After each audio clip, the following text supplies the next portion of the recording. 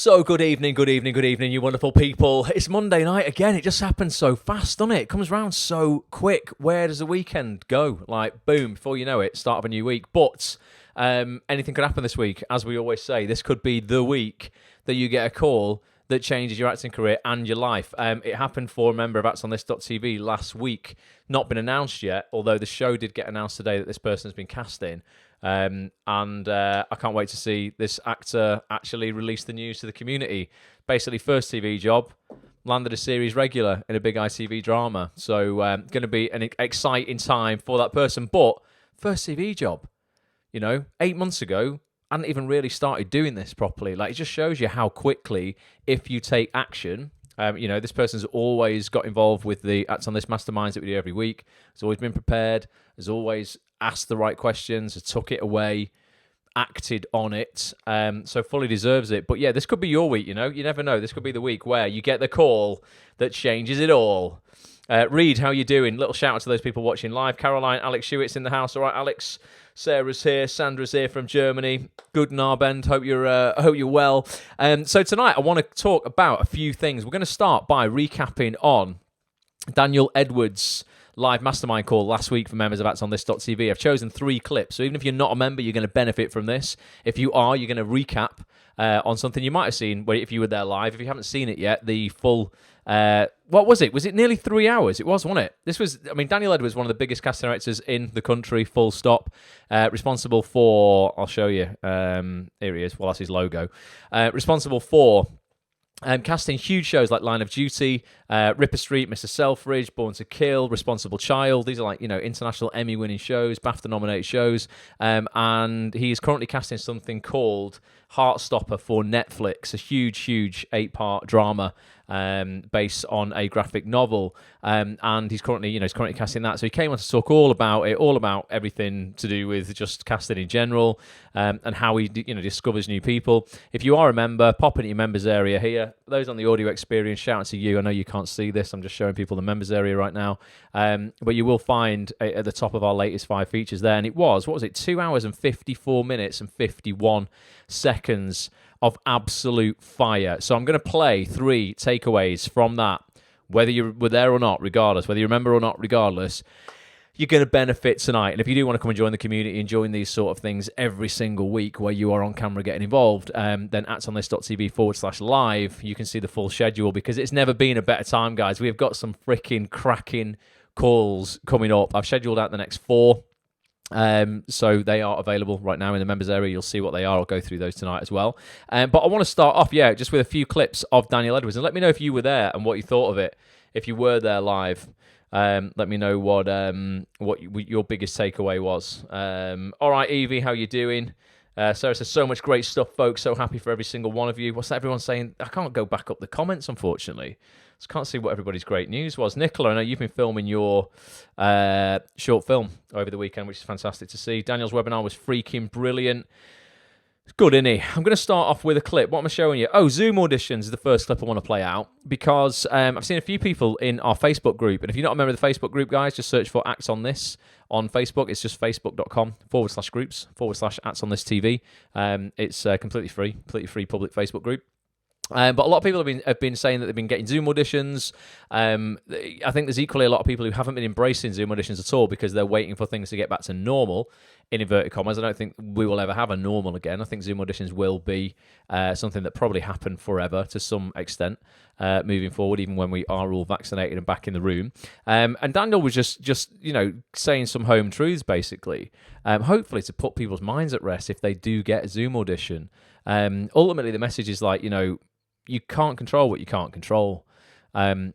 You can control the tech to a certain degree, but it's not all about the tech. Obviously, you don't want to just have great tech set up and just do a shit performance. But equally, you don't want to be worried so much about the tech or worried about the environment you're in so much that you do a shit performance. So it's balancing it all out. But here's just 2 minutes of what Daniel had to say on Zoom auditions, and then we'll discuss this, see what your ideas around this are. What practical, actionable advice would you have to the people watching on here right now or watching on the replay if they do have a Zoom audition coming up this week or next week, or they're going to get one soon? Like, what are the mistakes you're seeing being made, and what are the ones that you're seeing done where you go, God, they've nailed this? With Zoom, I think you're given a certain amount of leeway. Yeah. I don't expect the Zoom to ping on and suddenly you've got like the most beautiful backdrop or wallpaper like that, or wallpaper like this, because you've got producers and directors coming into the Zoom in their kitchens, in their living rooms, sometimes in their bedrooms, with their kids in the background their crying. kids, you can hear them in the background. So we're all in the same boat. Don't think you have to run around and, you know, try and be in a room that is you're not got somebody walking in, or the cat walking across your head, or, you know, try and get a peaceful place. You know, you can't help the noise. For Zoom, you can't control the environment that you're in. So just try and be in a place where the environment is less likely to go to shit. But don't put that pressure on you, because we're all in the same boat. We're not zooming in from some, you know, my office or a studio. We're zooming in from the same place that you're zooming in from. So I think it's really important. And I think you've got to let the tech go. I always say before, when we do a Zoom audition, I always say to the actors, if your internet stops, if something goes wrong, just say, really sorry, can we stop? We're expecting that. So this is not a competition or an exam to see how technically perfect you are and how pure your Zoom audition was. It's a means to an end, so that we can actually have a conversation, so the director can talk to you to see how, you know, to talk about the script, and then we might be having a read. That's the most important thing. I don't think actors should worry about, you know, if you get a Zoom meeting, that's fantastic, but don't worry about the tech.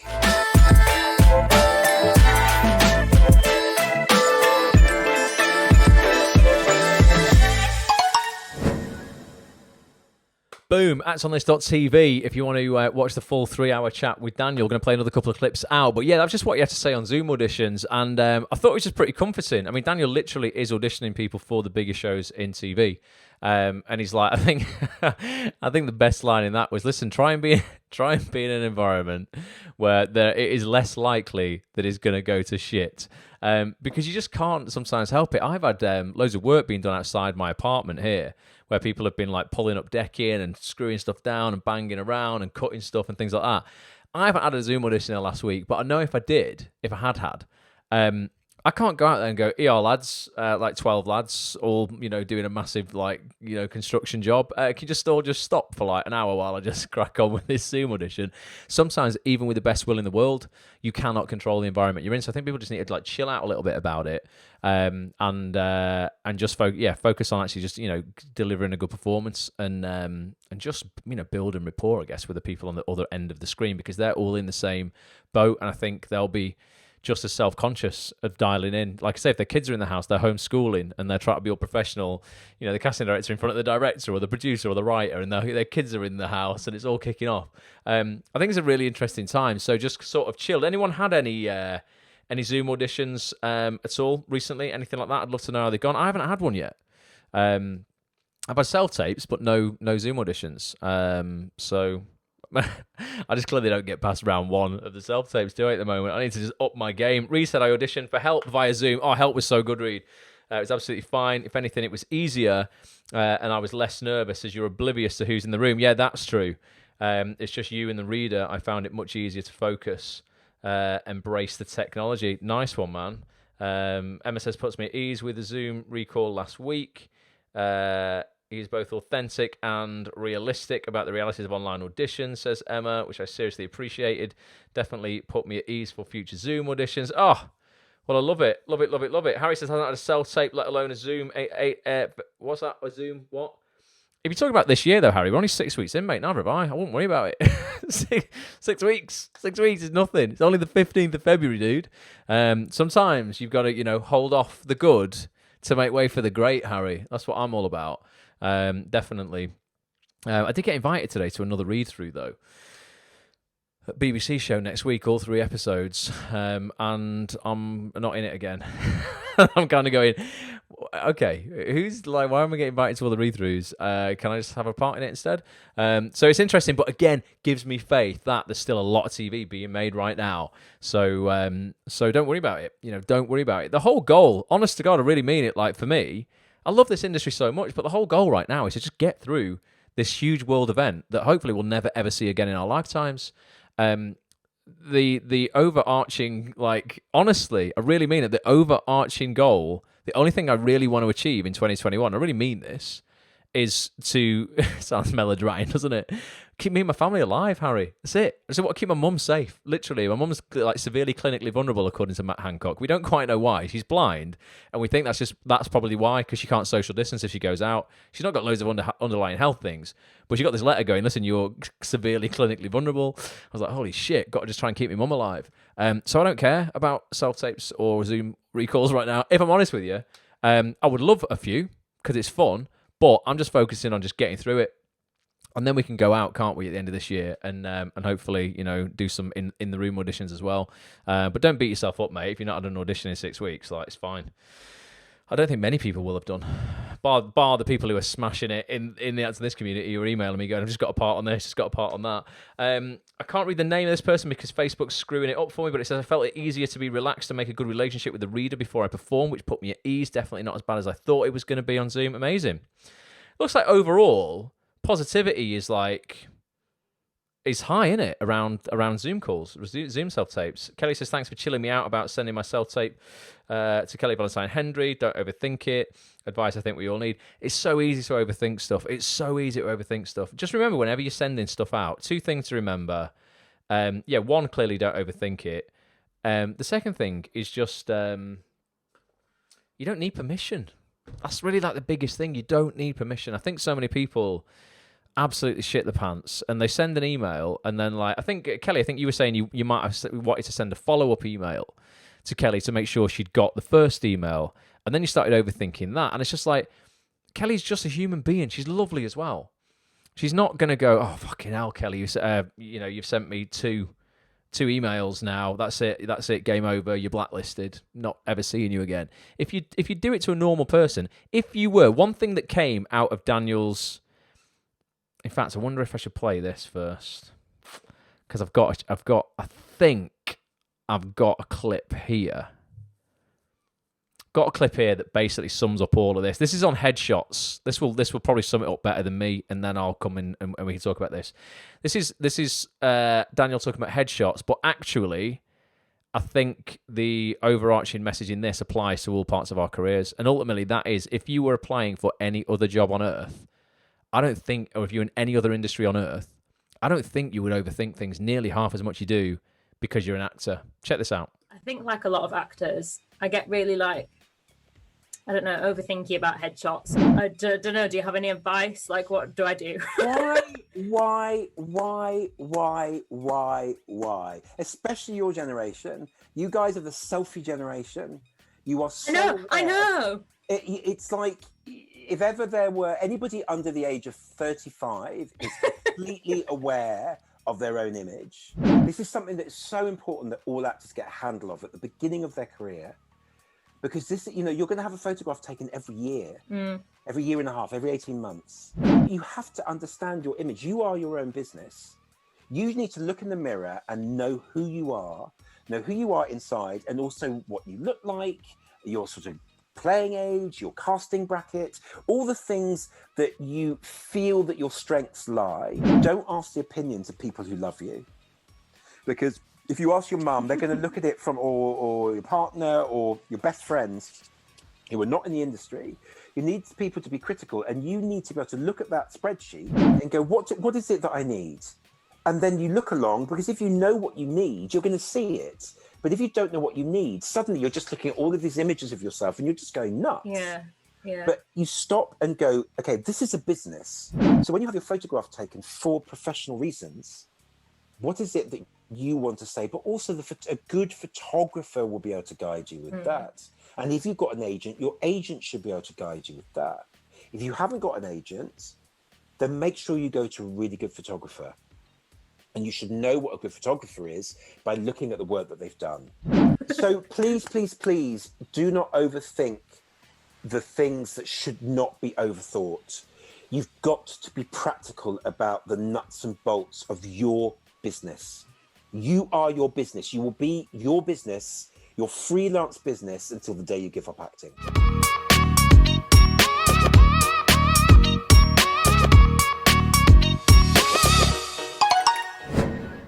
So you are your business. And also one thing that he then talked about later on, which wasn't in that clip, he was saying, like, you know, if you were, like I said before I played it, going for any other job, you know, if you were just going for a job as an office manager, or, I mean, how many people here have been to job interviews? I've actually only had 2 job interviews in my life. I've never had a proper job, if I'm honest. I have had a proper job, obviously. I mean, like, you know, but I've only worked in retail, and I worked in that same job for 11 years before I made it out and became a full-time actor. It took 11 years to become a full-time actor.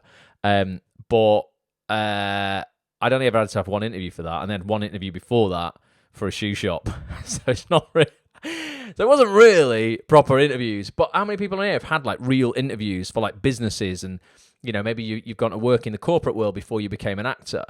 I bet you didn't find it, and you didn't overthink that anywhere near as much, because you know how to present yourself, you know kind of what to say in order to sell yourself to that person about why you'd be good for that job. And I don't know why it goes out of the window because people are actors. It's the same thing. It works exactly the same. So why does everybody suddenly have this, oh God, I'm not good enough, I'm not qualified enough kind of complexity around actually going out and just showing casting directors why you are good for a job? British Airways, says Alicia, was my hardest interview. Oh, Nick, I missed what you said, mate. And Facebook's screwing up tonight, so I can't scroll back up, unfortunately, to see what that was. Ian said he's an expert in proper jobs. He's had too many interviews, says Steve as well. Definitely. I work in a shop whilst making my career happen. Says Franny. God, Franny, I did it for 11 years. Honestly, don't worry, it will happen. But yeah, so many people very much approach the acting industry so in such a different way to how they would do any other job on earth. And Steve says here, strangely enough, I've never failed to get a job I interviewed for. And I bet, Steve, it's because you didn't overthink it like you might overthink your acting career. It's almost like people are afraid to ask for a job in the acting industry, whereas when they're applying for it on jobs.com or whatever, I don't know what website there is, I made that up, but you're not asked. I think it's maybe because you're just not quite asked about it as you are about acting. And I think you need to become a little bit more like that about acting, in a way, not so desperate that almost allow the jobs in. I've told you this before, and it might sound a little bit airy-fairy and a bit woo-woo and a bit out there, but I know it sounds mental, this. I've said this, haven't I, where I feel like sometimes I'm blocking work. I'm consciously or subconsciously getting in my own way. Almost like, I don't know what it is, because it's not a physical thing. It's an energy thing about me, and it makes me feel like I'm repelling opportunity because I'm worried about it so much that I'm not actually allowing it to happen. And sometimes when I just chill out and I just allow it to happen and I don't worry about it, it just happens. And I know that's weird, and I can't explain it because I'm all about science, but sometimes I think there is maybe a bit of an energy that you allow in and out of your life. And sometimes when you get so frustrated or sort of like worried, you block that from kind of happening. And I know it's weird to say that, but I've definitely felt that in moments of my life, definitely, where I've gone, right, you're so desperate for a voiceover job to come in because you need the money that you're not actually allowing it to come in. Just chill, it'll happen. And then it does. It's very, very weird. But ultimately, yeah, look at yourself as a business. We all know that because you are. And just think, if I was in any other business, you know, how would I be marketing myself to my customers? And then why am I not doing that as an actor and the casting directors are my customers? Why am I not marketing myself in the same way? Why am I tiptoeing around, petrified to send an email, to send a tweet, to send a show reel, to ask if there's any jobs available? Remember when you were a kid at school, like when you were 16? I did this. We've got in Manchester a huge shopping centre near where I live called the Trafford Centre. That's where I worked in retail for many years. And, you know, when it first opened, back in the day, we printed CVs out. I'm talking like 2000 and I don't know, when would it be, like 2001 or something like that. And we'd print a stack of CVs out, me and my mates at school, and we'd go around into every shop. Got any jobs going? Got any jobs going? Got any jobs going?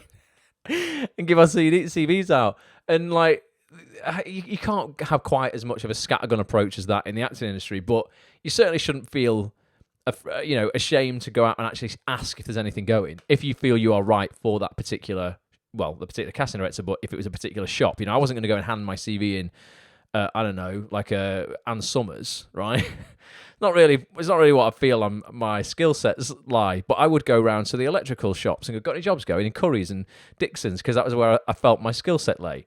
If you feel you particularly resonate with the casting director, because they cast shows that you're perfect for, then please like make them aware that you exist.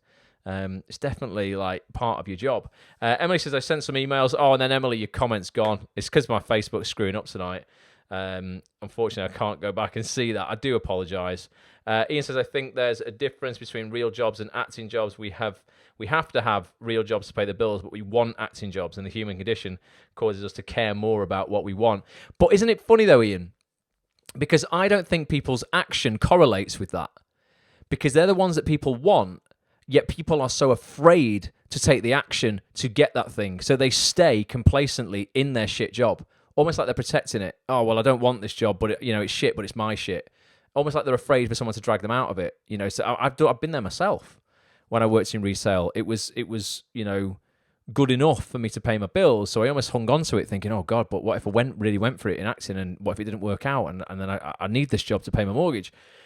Well, rent. I didn't have a mortgage at the time. But yeah, it's almost like, people's action is not congruent with what they really want. If they really, really want it, they would find a way, not an excuse not to take that action. So it is interesting. I think it's just getting over that barrier of fear sometimes. Monica, how you doing? Good to see you here tonight. I've got one more clip from Daniel's mastermind. This is a really good one. This is a question that I get asked quite a lot. And I think it's sort of, to a certain degree, not irrelevant, but I don't think people need to think of it so much. I think acting is acting to a certain degree. Yes, there is a difference between acting on stage and acting on TV.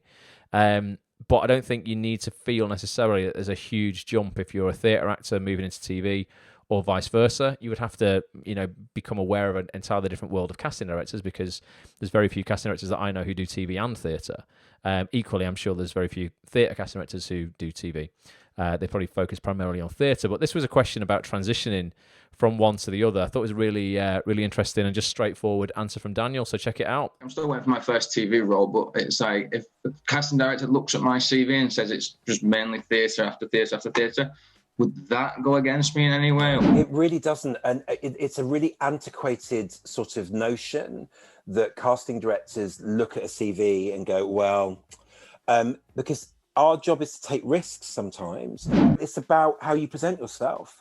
And, you need to just be very quick and very brief and say, just come out of university, I've just done loads of theatre, just did Cyrano de Bergerac at the blah, blah, blah. You're obviously looking to be in television because that's why you're emailing me. So there's no point saying, I'm really trying to get into television. Don't shine a fucking spotlight on the thing that you're insecure about. Just say, I loved Line of Duty, I loved Ripper Street. Also, don't bullshit. I know a bullshitter. I know when somebody has never watched a single episode of Line of Duty. Yes. It takes one job. It takes one episode of Doctors.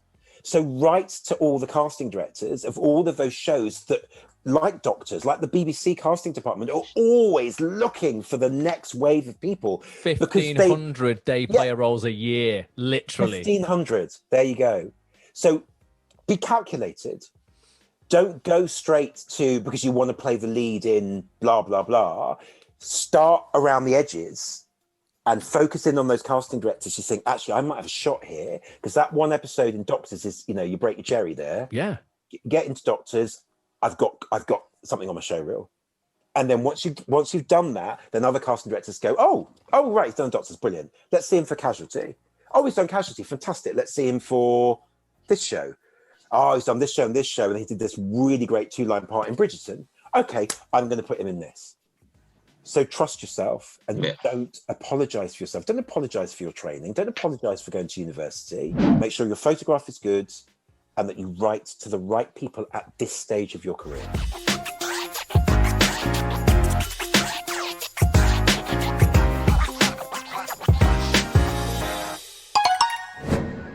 Once again, that's on this.tv if you want to watch the full 3-hour chat. Steve Connolly, I knew you would love the line in Doctors. Steve is after a job in Doctors, and I knew as soon as Daniel said, one job. All it takes is just one episode of Doctors. I thought you would be all over that. Anybody who is, sort of, again, looking for permission to reach out and let casting directors know that you exist, again, for like the 100th week on the run, every time I get a casting director on actsonthis.tv, you just heard again from one of the biggest casting directors in the industry saying, write to everybody at the BBC if you're looking, for that first role or whatever. It's not just those casting directors either. It's other casting directors that cast those, those day player roles that are cast a lot, and they need, many, many, many actors in a lot of the serial dramas. But again, you've just heard from somebody saying, do it. So stop hanging back and worrying about it. Perfect advice. Daniel Edwards was great, says Caroline. Writing to the right people at this stage in our careers. That's right. I've missed it, Nicola. That's right. Right there is the best piece of advice. Take a chance, but don't run before you can walk. Try, but don't fall. Yeah, it is. It is just a matter of aligning yourself with where you're at. 100%. It is like any other job. You're not going to go straight from the bottom straight to the top straight away. You could, it has happened without a doubt. It is one of those industries where you can be picked out and something very lucky can happen. But generally speaking, most people have done their apprenticeship. They've done their time, doing a dozen day player roles before they get a shot at anything bigger. I've done like 27, and they're still only sort of getting to the point where I'm getting 2 episodes of something. Still just takes long time, but you just got to build up slowly, and just be patient, and don't worry if you do go through a bit of a patch where not a lot is going on. As long as you are out there being proactive, there's only so much obviously you can do. So you just got to sort of again just chill and allow it in. But I just thought Daniel was wicked. Thought it was an absolutely incredible chat. He always over delivers every time he comes on actsonthis.tv. It's the 5th time he's been a guest on actsonthis.tv. He was one of the first guys I interviewed way back in the day when I was recording podcasts just as audio. He invited me down to his house. He was just a casting associate at the time on Mr. Selfridge. He was helping Kate Rose James cast that. Very shortly after, he got given the 3rd season of that as casting director. And his career has just gone from strength to strength. But because he was an actor and he gets it, he was an actor for many years himself, he's definitely, one of the casting directors in this industry who just champions all actors, loves all actors, very much, will bend over backwards to accommodate them. So, he's definitely a guy you want to get in front of at some point in your career. Harry says, I also like the fishing analogy. We're told to write casting. I'm like, why do our agents not write these kind of emails? Most agents, it seems, are adopting this catching trout mentality. A well-timed email from them could land marlin. Is that a fish? And they don't seem to do much of that, at least in my experience. They are way too passive. It depends at what level, Harry. I think it depends as well on how many clients they've got and how many people are on their team as well. If you've got an agent who's got 2 assistants, then the agent can spend a bit more time on that sort of stuff. I think in the smaller agencies where you're sort of like either a one-man band or you've got 2 people looking after 100, 120 actors, I think it's quite difficult to drop emails out for all your actors. That's where I think you team up with your agent and you get a plan together. That's the thing that I think is missing from a lot of people, is just actually communication and stuff like that. Something actually I could be better at recently. With my agent, definitely. It's something that I should probably touch base with Jane about again. I do a lot of outreach just myself, and I should probably keep her in the loop a little bit more sometimes. But it's worked so far up to now. But occasionally I will go, Jane, we need my subs. Let's go. What's happened? Who's not seeing me? Oh, these people are still not seeing me. Right, come on, let's go. And then you can put something together. I just think consistency is key though.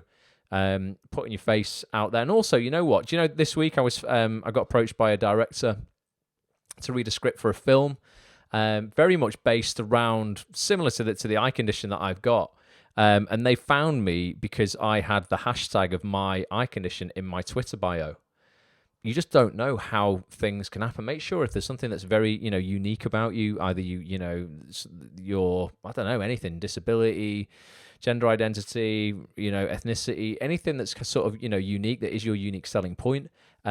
Utilize things like hashtags on your Twitter bio, on your Instagram bio. You just don't know who's looking or what searches you'll come up in that are away from Spotlight or anything to do with the industry. If you have something very specific, people will search that stuff out. So again, it's just patience. Patience. Keep showing up. Keep putting yourself out there. Get your face seen by lots of people, because it's not just the main casting directors who can facilitate work. Other actors can as well, directors, writers, production managers. That's something that I've always tried to do. Every TV job I've had, keep in touch with the production coordinator and the production manager, because they will go on to manage loads of other productions, and you just never know. They'll maybe call you in for favours, to audition, to read, opportunities coming around that, all kinds of stuff. So just the more relationships you can nurture in this industry and in life, the better, basically. It's a really good webinar. He says it as it is, says Liz. Definitely. Alex says, my agent told me today that he's fine with me emailing casting directors and that we can work together to have a two-pronged attack, just like Daniel was saying. Definitely, mate. I think that's absolutely what what you need. I think you just can't expect your agents to do it all for 20%. Why would they? I'll get you all of this work and I'll get you all these opportunities. Just give me 20%. Yes, I know you have to go and do the work, but I still think you should put in 80% of the effort to get the work as well. Just, work together. Or at least, if it's not 80, at least 50. You've got to at least do it half and half, haven't you? Christopher says, and this is why we get on LinkedIn. Yeah, LinkedIn as well. Absolutely is underutilized.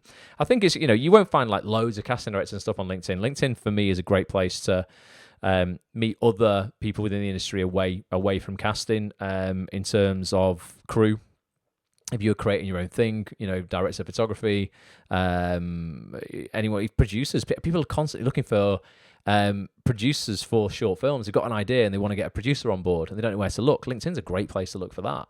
There is a lot of interesting people on there, and other actors as well, who will get you involved in other projects. So it's you can utilize all of the interwebs. There's plenty out there. I want to talk about this week's mastermind session. You know what? We've got a cracking lineup. For the next, I've got 5 lined up. I've only got 4 that I've put out on the website at the moment. But this is going to be this Thursday. Anybody a fan of ITV's The Bay? It's on right now. Cracking second series, cracking drama. Lots of mysteries and crimes around Morecambe Bay. It's got some fantastic cast, really strong cast. Second season right now. I think episode would have been 4, would have been Wednesday just gone. So that means episode 5 is this Wednesday. The finale will be next Wednesday, but this Thursday night, so just before the finale, I guess, we have got one of the stars of the show. Mr. Dan Ryan plays T.I. No, he doesn't. He plays D.I., Detective Inspector, Tony Manning in the show. Dan's a great and just an awesome actor. I met Dan, trying to think how many years ago. I don't know, 15, not 15. No, it mustn't have been that. 10 years ago. When he was on, he did 6 seasons of Mount Pleasant with Sally Lindsay. He played a character called Dan in Mount Pleasant, and he's called Dan. For 6 years with Bobby Ball, who was a legend, and I had a little part in Mount Pleasant, and then I got in with the production team around it, and then was invited to all the read-throughs just to read stage directions and stuff when I wasn't in it anymore. And Dan was just always just such a top bloke, and I had Dan on Acts on This.tv back in 2014. It's not been on for like 6 years, so I texted him the other day and was like, mate, are you coming back on? And he said, yeah, all right, I'll come back on, because it's a really interesting story we might talk about on the night. He just booked a big job to go and film abroad, but for reasons you'll find out on Thursday night, it can't go ahead yet. So it's a little interesting tale there as well. But this is happening Thursday night for all members of Acts on This.tv, 7:30. If you're not a member and you want to come and join us and actually, join these every single week, go to actsonthis.tv/live. But here is what is going on Thursday evening. Actors, what are you doing this coming Thursday night, the 18th of February at 7:30 p.m? Because I've got an invite for you, right? Why don't you come and hang out on the next actsonthis.tv live Zoom session with me and this guy here. We know him from some incredible shows like Mount Pleasant, Home Fires, Vera, Death in Paradise. He's currently starring as D.I. Tony Manning in ITV's The Bay. It's actor Dan Ryan. Dan, it's awesome to have you back on actsonthis.tv, mate. What are we going to be covering on Thursday? Well, it's very kind of you to ask me to come back, Ross. I think I've learned many things over the last 4 or 5 years since we spoke. I think the thing is, I've been doing it for 32 years. I've had a lot of ups, a lot of downs. I've been through the same things as everyone else has in the last 12 months. In fact, maybe even more so. I know a lot of people have worked a lot more than I have, and I'm willing to just share it. I love it. It's an open book. Actors, if you want to come and get involved with this, you want to literally get an opportunity to jump on camera, have a little one-to-one with Dan, talk to me if you want. Get yourself over to actonthis.tv/live right now for full details. Basically, we're going to help you as much as we can on the night with your acting career to help you get further much faster. And Dan, little bit of pressure. I ask everybody on these trailers this question. Why don't actors want to miss this one in particular? Well, it's me, isn't it? I mean, why would you miss it? I think one of the things I'd like to think about myself is I'm a very honest person and a very open person. So hopefully I've got something to offer. Hopefully my filters will be off and you'll be able to know anything that I know. And if I can help in any way, then that's what I'm here for. Amazing. 32 years worth of experience. Come and get a bit. actonthis.tv/live.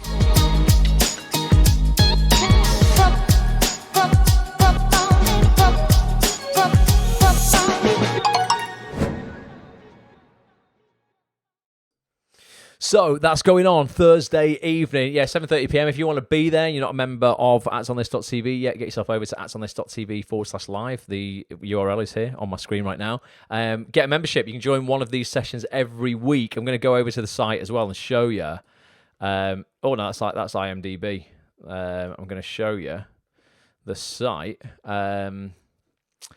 How do I get out to the members area? I'm going to show you the live broadcast page because we've got some crackers coming up, and there's actually more. There's actually more than I've put on. Here. Am I sharing my screen with you guys? Let me have a look. Yes, I am, because I always screw that up, don't I? So yeah, that's only 2 days and 21 hours, 50 minutes and 38 seconds away. We will be talking to Dan Ryan. There he is, Tony Manning. There he is in the Bay. The week after that, absolute treat. Okay, if you missed this session that I held with this incredible woman last year, you need to come back for this one. Or if you were there anyway, this is going to be bigger and better. The week after, we have got not just Sophie Holland, casting director of The Witcher, young Wallander, lots of incredible Netflix shows, really, really big stuff. We've got the entire team from Sophie Holland casting coming on. So it's going to be, it's going to be Sophie, it's going to be Faye Timby, it will be Frankie Ferris, it'll be Annalie Powell. Who else have we got? God, we've got. I think how many people have we got on a team? I think it's 5 people. I'm going to just double check because Annalie wouldn't normally be there. Annalie is a casting director in her own right, but he's now helping. He's helping Soph. So yeah, we got Frankie, Annalie, Faye, Chandra as well, who is another casting associate. So that's 1, 2, 3, 4. We got 5 casting professionals on that broadcast. It's just going to be absolutely freaking phenomenal. It'll be such a good night. They're all going to bring a glass of wine. We're probably going to get quite merry. So come and jump on camera for that one because we're going to have a lot of honesty in the room, I'm sure. Week after that, Jill Halfpenny. Anyone watch Channel 5's The Drowning? Incredible show. It was produced by Jason Mazza, who we had on last year as well.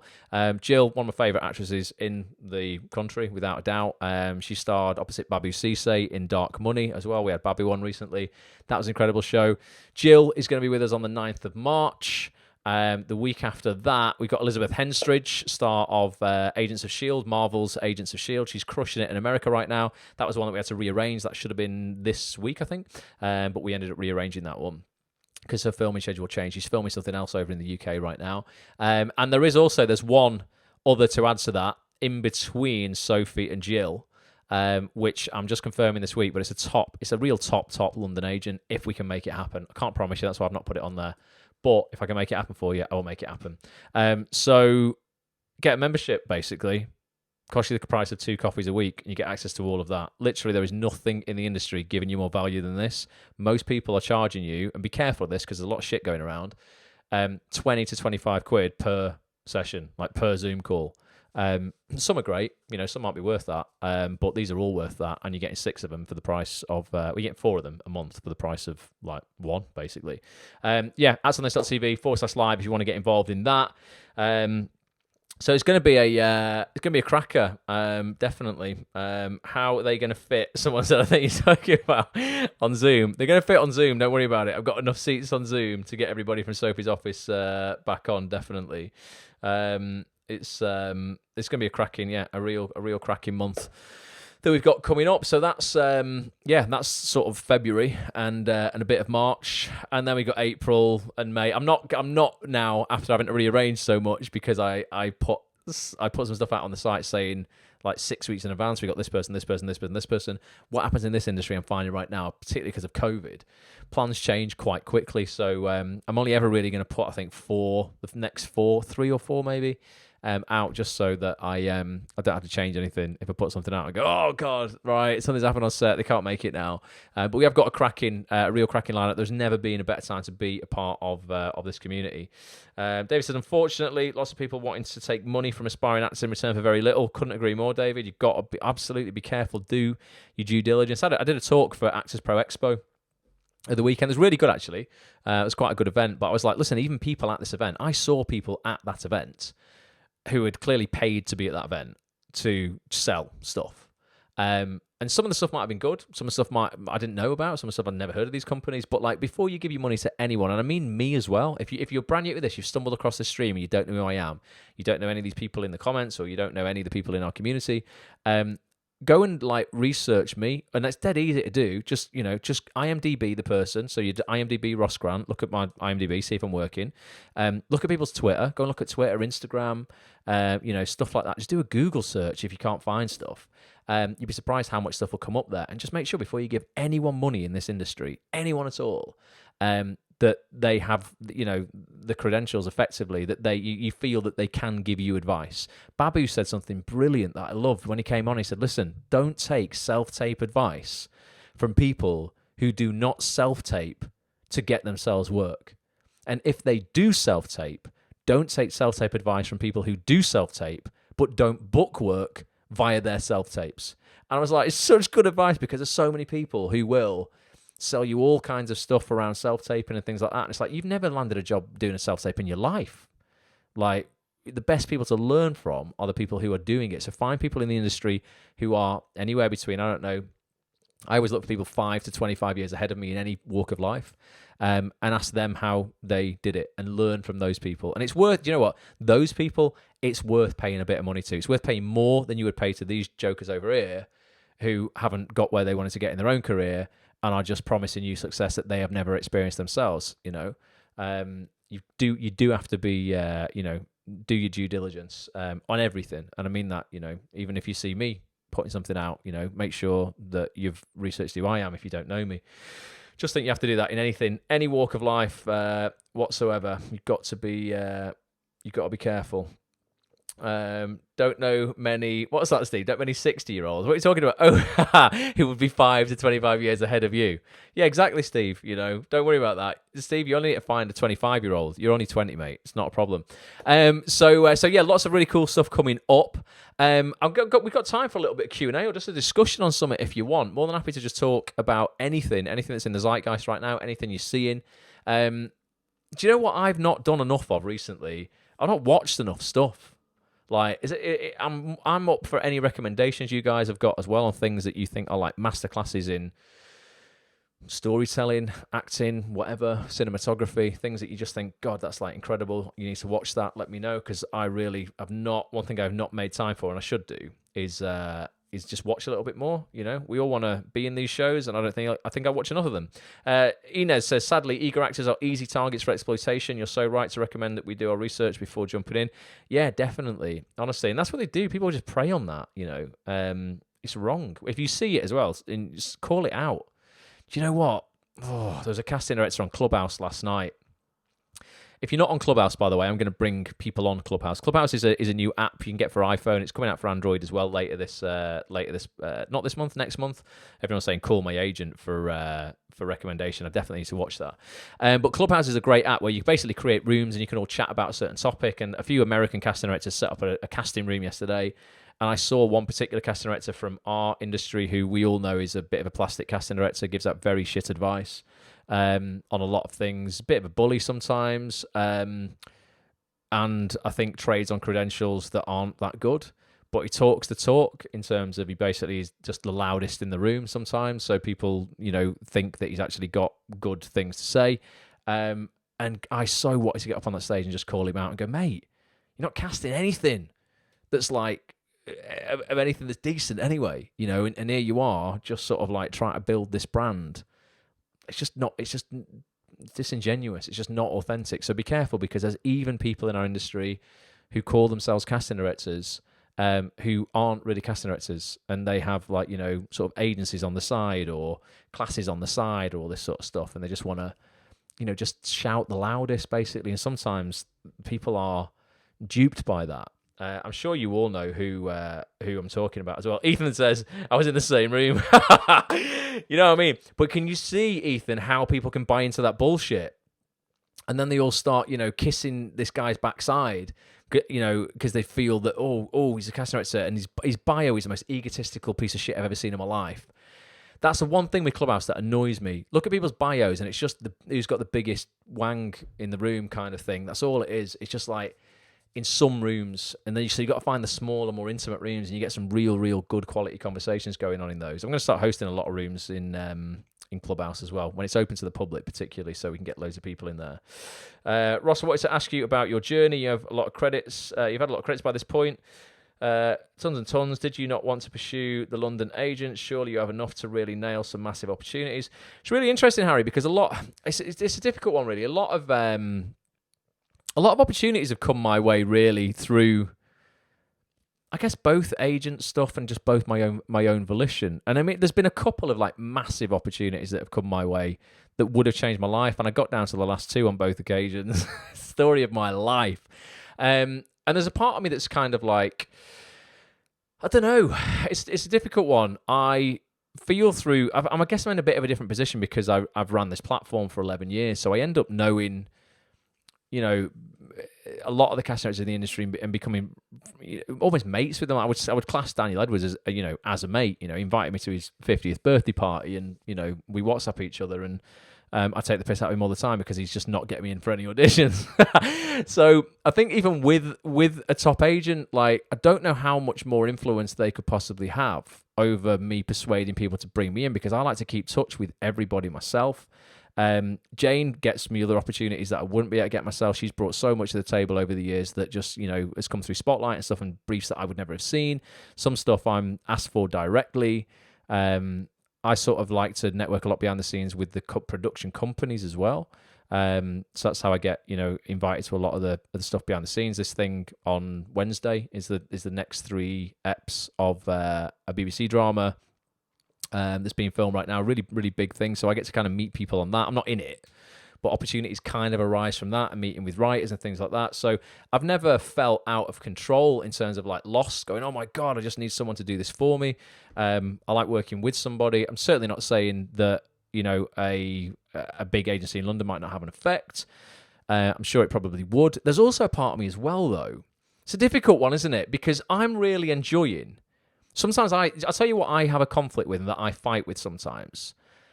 I really enjoy what I'm doing at the moment, in terms of like, I'm really very happy as in running this community, seeing, you know, getting emails of people in this community who are like, oh my God, I've just got this job and this has changed my life, like I got last week. Lawrence also sent me a Costa gift card. Thanks for that, Lawrence, because he got a job in EastEnders. And that really gives me fulfillment as well. I'm being creative. I feel this is being creative now. I'm still getting opportunities. I work a lot in voiceover. And there's even a part of me that goes, oh my God, you know what? If I landed a big job right now, what the hell would I do? Because all this would go to shit. I wouldn't, you know, I've not really, and I need to think about this, I've not really built this community around me not being here, which might happen at some point. Not dying, obviously. I hope not. But me going, right, I've got to go, guys, for 6 weeks, and I've got to go and shoot this thing. I could still run this community because it can be run off a laptop, and I would literally just have to, in my hotel room, log into Zoom and run the sessions, and maybe I would get Petch, or maybe I would call on you guys as a community to just step in and go, guys, I'm going to need a bit of help of a couple of people who are savvy with technology, you know, just to sort of like, you know, do a few bits behind the scenes. But there is a part of me that's like that, Harry, where I'm like, God, you know what? Actually, if I did move and suddenly they started expecting me to audition for lots more stuff, and then opportunities came, like, how would that actually affect what I'm doing, and would I be happy doing that? And then what would happen with this that I spent a decade of my life on? It's a bit of a conundrum, to be honest. So I've always just been sort of like happy knowing that it'll happen, but just going with the flow, really, as opposed to being desperate for the next thing and the next thing. Because I think sometimes that's something as well. You can almost get like shiny object syndrome. It's like, oh, well, I'd be happy or I'd be successful if I just had this. And then you get that. It's like, oh, well, if I just had this, I'd be successful. Oh, if I just had this. So I think sometimes chasing agents or chasing a thing or chasing a job or a particular casting director can sometimes just lead to a little bit of stress. So I honestly don't, I don't know really what would happen with that. But I've always just been just sort of like, happy in, controlling stuff myself to a certain degree as well. It's an interesting one. There's lots of people saying they'd be my stand-in. Alex would be straight in. Chris says Chris Everett will be your stand-in. Yeah, Chris has got all the gear. Chris could do it. If I ever needed a few weeks off, I'd just go. You just have to just put my voice on Chris. No one would know the difference, mate. It'll be absolutely fine. Heir to the throne. Yeah, I need an heir to the throne, definitely. Ross, when does the casting process normally stop for a TV drama?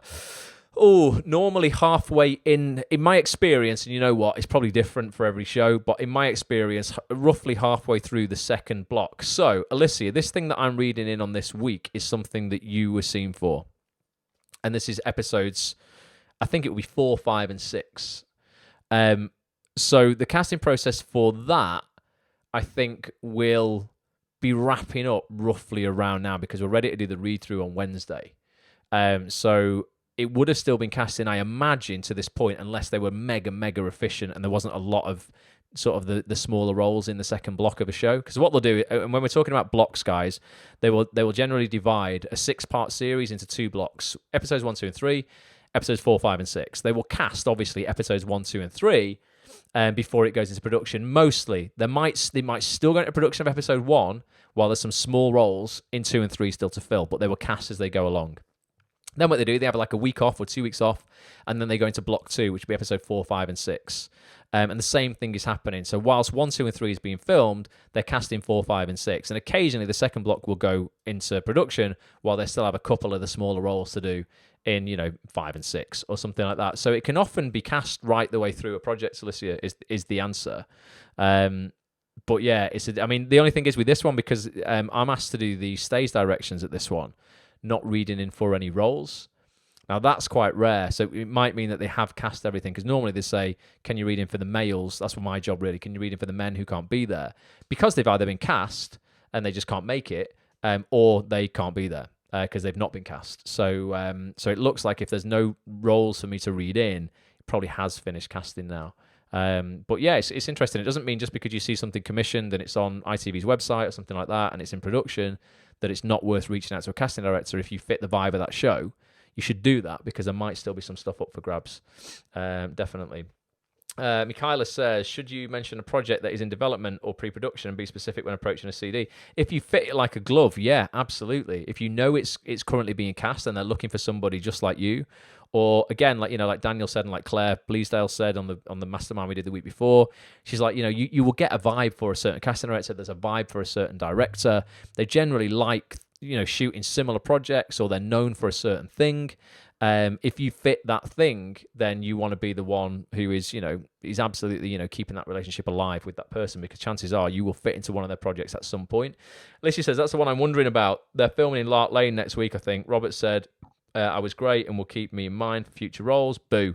Will the writer be there? He's so sound. No idea, Alicia, but I guess so, yeah. Normally the writers are always there. And with these read-throughs all being on Zoom as well now, that's why they need fewer people to read in for roles, because normally everybody can make it. The only reason I would ever be drafted in normally is when cast roles, when the cast can't be there. And sometimes that works out really great, because sometimes it's one of the lead roles, because the lead actor is actually shooting another show. So they can't be the read-through because they're like proper big time and they're in demand. So sometimes occasionally I'll get to go and read in for like one of the really big roles within it, which is nice, because you get to then act opposite really big names and there's no pressure on you because it's not your job, which is pretty good. But that only comes around. A lot of people ask me about how you get into read-throughs and stuff like that. It's unfortunately not a matter of writing to a casting director and going, hi, I'll read in for you, because there'd probably be another 50,000 actors who would be prepared to do that. In my experience, you've got to get a job or a couple of jobs under your belt with the same production company, do a good job of them, obviously. And then at that point, once you've built rapport with the production coordinators, the production managers and other people within that company, then you get a bit of a rapport, a bit of a friendship with them, and then they just know you're reliable, and will just draft you in. It's a very organic process, and it happened over sort of a decade for me. I used to read in like once a year for Summit. And then gradually it gets more and more, and then a casting director will recommend you to somebody else, or a production manager will recommend you to someone else, or they'll go to a different production company, and then you start doing stuff for that production company and this production company. Unfortunately, you can't just go, I'll volunteer to do it. But if you are working, regularly with a production company, you've done like 2 or 3 shows with the same company, then it's always worth an ask, I think, just in case you say, I'm always here, by the way, if you need anything. How would you know when they are casting and what's in pre-production? So, Michaela, it's like a detective, basically. A few things you can do. One, if you have no agent, is keep an eye on social media, and if you're on Spotlight, make sure you are subscribed to the Spotlight link. Make sure all the filters that you have on Spotlight are set so you receive briefs, and that means being honest about a few things as well. Some people set their playing age not realistically. They'll set it like 5 years younger than they are or whatever, and then they miss out on briefs that they should be getting because the playing age is wrong. Make sure your filters on Spotlight are correct, so you show up in the right filters. When people are searching for stuff, and then when they send emails out, you'll receive emails that are suitable for you. You're not receiving stuff that's just useless. So I would do that if you're on Spotlight. If you've got an agent, obviously they will do a lot of the work for you. Social media is happening more and more where people are posting very specific briefs on Twitter and on Instagram. Daniel Edwards has cast so much of Heartstopper for Netflix via his website, via Twitter and via Instagram. And then other things you can do is you can look up the press sites, ITV's press site, Channel 4's press site, Sky's press site. To do that, just Google Channel 4 press, and you will find press releases on those sites. Sometimes those press releases go out once a show has already had its read-through. So, for instance, the Bay Season 3 that we're going to be talking about with Dan Ryan on Thursday night, that has just today been announced, and the read-through for that, I think, is like next week or something like that. So sometimes the announcements can coincide just before or just after a read-through. Sometimes they put an announcement out on the day of the read-through on ITV's site or Channel 4's site. Again, like I said a minute ago, that means that it's not all cast at that point necessarily. There might still be stuff available, within that show. And again, it's just matching up like where you're at in your career right now, the ability you feel you have right now, and the sort of roles you'll be suitable for, and really putting yourself out there as a product to solve a problem for the casting department of that show. So if you always play police roles, for example, and you see a police drama being shot, and the chances are they're probably going to need some of the police people who aren't the main police people, but they're in like the police station. They might have 2 or 3 scenes as a constable, and you have a show reel full of authority figures and police, then it's definitely worth reaching out. If you're not known for any of that and you're known for something completely different or comedy, and that's your speciality, then you might not be aligned with that show. So you've got to kind of pick and choose your fights really, and send relevant stuff through to relevant people. But the more consistent you can be, and the more you do that, the more chance of opportunities you will get. Right, it's bang on 10. Any more before we go? Michaela says, "Listen, I play a bread roll right now." Yes. Well, you know what? If bread rolls are your speciality, then get a scene on your show reel as a bread roll. Let's get you some work on the Great British Bake Off. But yeah, you've got to just keep putting yourself out. Keep putting yourself out there.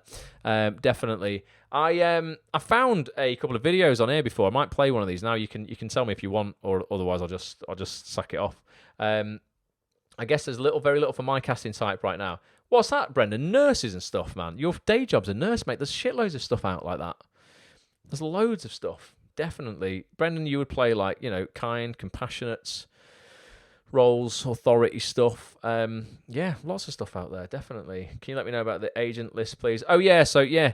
I'll try and figure something out. Let's see. It's a difficult one. So we have, for members of ActsOnThis.tv, if you have an annual membership after November 2020, that was when this package came about. We built a package for annual members after November 2020. For a yearly membership, it works out at 20 quid a month. It's 247 quid a year. But you get some bonuses that I know are not available to people who had an annual membership before that, because you're making a significant saving money-wise. So I'll show you. It's this thing called the Ultimate Contacts Database here, and it's this thing called the Social Media Deep Dive here, or this free one that we've got here. So you get Social Media Deep Dive, a 10-hour video course on how to use Twitter and Facebook and Instagram to grow your career. And you get the Ultimate Contacts Database, which is a set of spreadsheets that are updated regularly with the biggest casting directors' contact details, casting associates' contact details, and agents' contact details. And the agents are in tier order and regional order. So they're like London, top tier, middle tier, lower tier, Northern, Irish, Welsh, Scottish agents. But we put that together because this was going to be a product on its own. The Ultimate Contacts Database, I'll be honest with you, was going to be a product I was just going to sell as a subscription because so many people were looking for email addresses all the time. And I'm like, you can just go and look this stuff up yourself, but I understand people want to save time.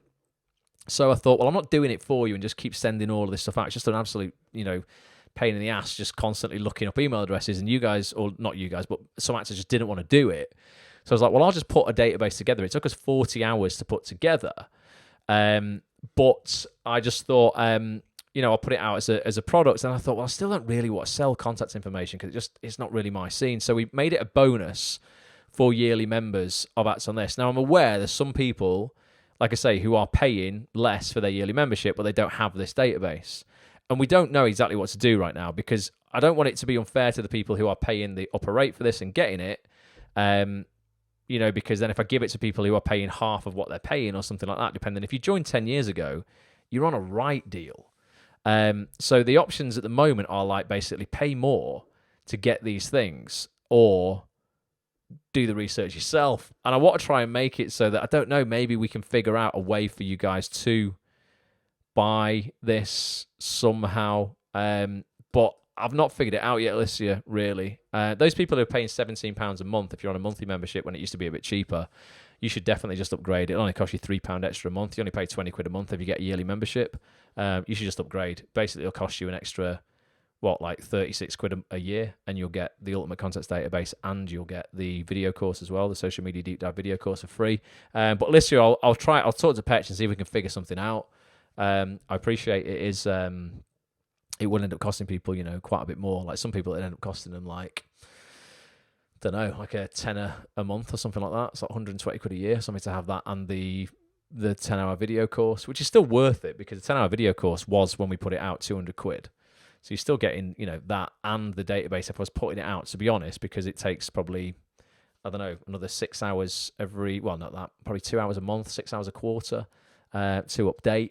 That would have to go out, probably sort of like 70 quid or something like that. So I'm just not sure, basically, but I'll try and come up with something. What I do is those people who were on a yearly membership before November, the benefit to you is you pay significantly less, like a lot less, in the range of like 100 quid, because, the content quadrupled last year. So the price couldn't stay the same because it cost me 4 times as much to produce it all. So I had to put the membership price up, but I left it the same for existing members. So it's kind of like, you can't kind of have it both. You can't save, 100 quid a year and get the bonuses because it's just not really fair for the people who are paying, full price for the membership and the bonuses. So it's a tough spot to kind of be in, basically. I think right now it's up to you. You can save the cash, which we all need to save right now. I do anyway. We all need to save some money in our lives. Or you can spend the cash and you can get the bonuses. But I'll try and, I'll try and figure a way. I just don't know if there is a way to truly make it fair. And Mark says, do you know where ex-Troika people have gone? We're going to have one of the biggest ex-Troika agents on That's on This in March, Mark. So for that very reason, because I wanted to find out as well. A lot of them have set up their agencies on their own now.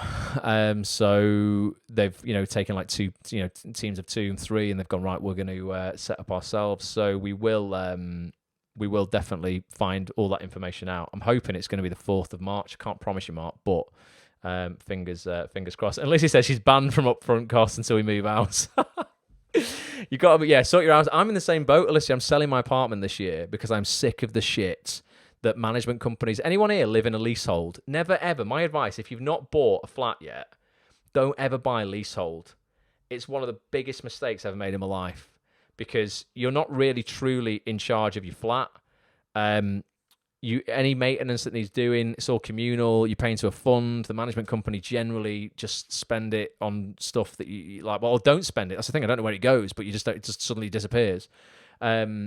you know, it's just a right hassle. So I'm waiting to get the work done here. And then I'm out of here, Steve. Definitely. I live above Costa. He says, yeah, and don't live above Costa. Yeah, don't live in near a Costa Coffee because you spend all of your money on that. So yeah, I'm out after this. So I too, I've got no upfront costs, Alicia, till I buy my house. I'm working on creating a database based on people I've met and create a separate list of people I haven't, feel they should be separate but need discipline enough to spend some time doing it, says John. Good idea, John. You should always write down, who you've seen and that sort of stuff. Right, gonna love you and leave you guys. Thank you so much for being here. I'm gonna play out. Got a video here, a little mashup, a 2020 mashup. I think it's just some highlights from calls that we had in 2020. I don't know what it is, but it'll show you basically, if you're not a member of ActsOnThis.tv, it'll show you how how the mastermind sessions work basically. Every single week, we bring on a top agent, actor, casting director, writer, producer in TV. We delve into their career, delve into what they like, what they don't like, how we get in front of them as actors if they're casting directors, ultimately how they've had the success they've had and how we can emulate that as well.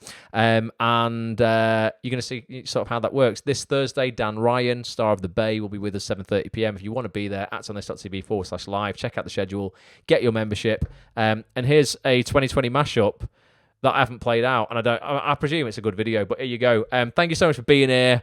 Lots of love to everybody. Until Thursday night, lots of love. Bye for now. So I finished drama school a year ago, but I'm still sort of auditioning, and I've not had my first TV credit yet. I mean, look, the biggest element of all of this thing that we do is to have staying power, to not be despondent. Do you know what I mean? It's about putting your sort of armor plating on and being as resilient as possible. I just focus on the work. That is what I try and do. So I focus on doing a good performance, not getting the job, not thinking what it would do for my career, not thinking what it would do for my financial situation, just thinking what I can do, which is go in there and deliver that script the best that I can do. About 3 months later, I'm getting asked into the room to audition for Downton Abbey in front of Jill Trevelyan, which had never happened before. And by that point, I've been in the industry 3 or 4 years. So I genuinely believe it was significant, the extra bit I did in terms of being proactive rather than moaning and waiting for the phone to ring. I tried to do something just to take back control of my own destiny. It was in regards to casting breakdowns that you may send to agents. Do all agents get the same breakdowns? From our office, they'll go to everyone, but there is a button on Spotlight that you can choose to send them to different agents. So some casting directors might choose to use that, but not me. All of my breakdowns go to everyone. I want to have a casting and I want every single actor to nail it. So my producer and director turn at me at the end of the day and go, Dan, we're spoiled for choice. I love what this person did here, but then she came in and I never saw it like that. Actors decide it's a bad audition. And the amount of times I get calls from agents going, they just want to apologise. They didn't go their way. They thought it was really bad. And I was like, I really quite enjoyed it. And I thought they did really well. So it's interesting whether or not it was actually a bad audition or whether you've taken it. Ahead. Yeah. So my question to you, knowing that you've signed somebody today, is how open are your books to kind of, fresh new actors? So my books are never closed, because I think if you close your books, then you're not going to find the right people. We don't even say that. We don't really say our books are open or anything. It's quite an American thing, I think. We signed her. She's a good actress. She's got a lot of potential. But what made her sign it, to be fair, is she actually did this great tape of why she wanted to join. And do you know what? That was absolutely fantastic for us, because we want people who will metaphorically bleed for you. And do you know what I mean? They'll give it their all. And if someone's that invested, it's still got to have the talent. But if they're that passionate about joining that agency, that's a massive thing. And they're the people you can probably rely on as well, which is a big thing. What would you say are the important technical things that an actor needs to consider? You're filming out a sequence, so the first thing is you need to know your lines. You need to be on your lines, and that sounds really stupid, but there are many times that I've been on a floor and on a job, and even with Sasha, where he's been like, he can see in the takes that person it just hasn't got the lines. They've not learnt the lines. Yeah. Which sounds silly because that's the very basic thing, but it is a thing. I was just kind of wondering what you thought. If you thought it would be worth actors reaching out to you for casting stuff, and if you have any say in casting stuff. If somebody is put forward for an audition, for Brassic or for any other show I'm making, I get to see it, because what happens is once they've been in for the casting, I get sent all the clips. What would you say are the main things to do as a younger actor who isn't going to drama school? Just record some really fantastic self-tape auditions. Now, they can be phantom auditions, you know, and you can Google and find loads of sites online. But if you've got 2 or 3 really great self-tapes, which is literally you in this screen here doing an audition as you would in an audition room, when I want to see if someone can act, if you send me that, that's enough.